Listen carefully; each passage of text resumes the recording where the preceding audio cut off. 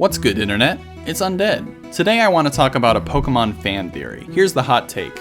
Pokémon is communist.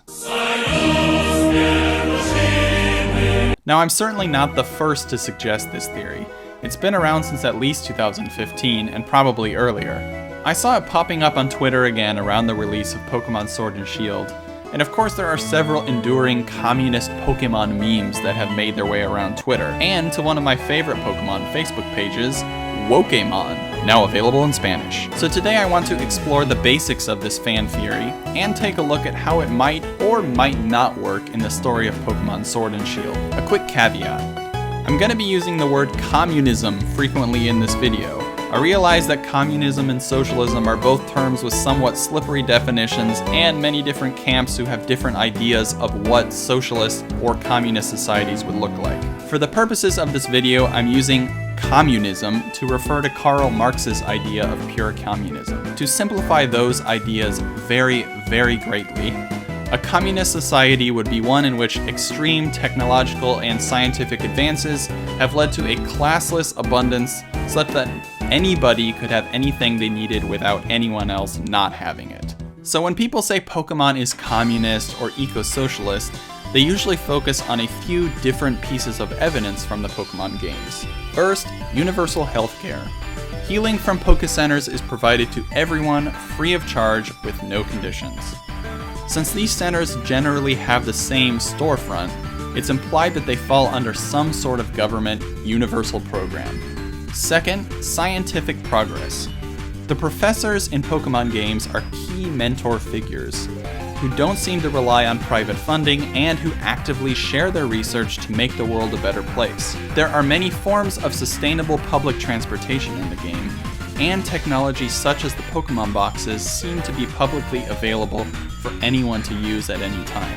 Third, environmentalism. There is a huge emphasis in the Pokémon games on maintaining a healthy relationship with the environment. Cities in the Pokémon games are spread out between vast stretches of untouched, protected wilderness, and most of the transportation and technology seems to be pretty eco-friendly. Alright, so how do these ideas hold up in Pokémon Sword and Shield? Well, the commitment to free healthcare, progress, and the environment seem mostly unchanged in this game, especially with the addition of the Wild Area, which are public lands where anyone can set up camp or look for Pokémon. There are public trains and taxis which are available for public use.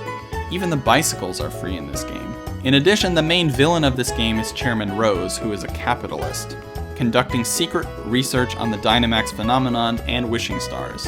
However, when Chairman Rose is defeated by a child, his properties are seized and his findings are turned over for public use.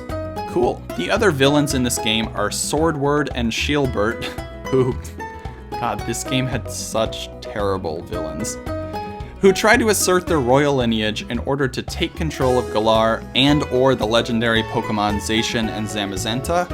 Honestly, it's not really super clear. This part of the game especially feels like it was drunkenly written 10 minutes before release.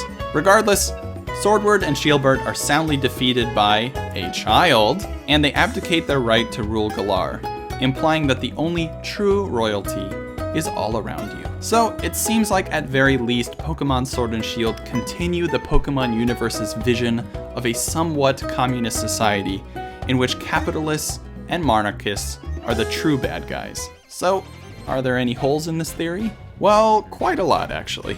To start, it's not clear whether private property exists in the Pokémon universe, or whether the houses and buildings that people live and work in are publicly owned. Furthermore, there's an awful lot of businessmen and businesswomen NPCs, and the implication is that there's some sort of capitalist economy that exists in the games. Then there's the whole issue of Pokémon labor. Although the games would really like us to think that Pokémon are our friends, they're definitely captured against their will and made to work or perform for our profit. I guess how dark of a reading you want to give that depends on how much agency you want to give Pokémon themselves. Anyway, at the end of the day, this is only a fan theory. The cool thing is that Junichi Masuda, a Pokémon game director and composer, and one of the founding members of Game Freak, has said in multiple interviews that the Pokémon universe is meant to represent an ideal world quite similar to the one I've been describing. Of course, he would never use the words socialist or communist, but he describes the Pokemon world as a type of place where the problems we face on Earth just wouldn't happen. There wouldn't be global warming, water shortages, or anything like that. It's a world where the people in it really want to work together with each other. Their value system is such where they would prefer to work together and eliminate these problems. And that's it for today's video. Do you think Pokemon represents a socialist utopia?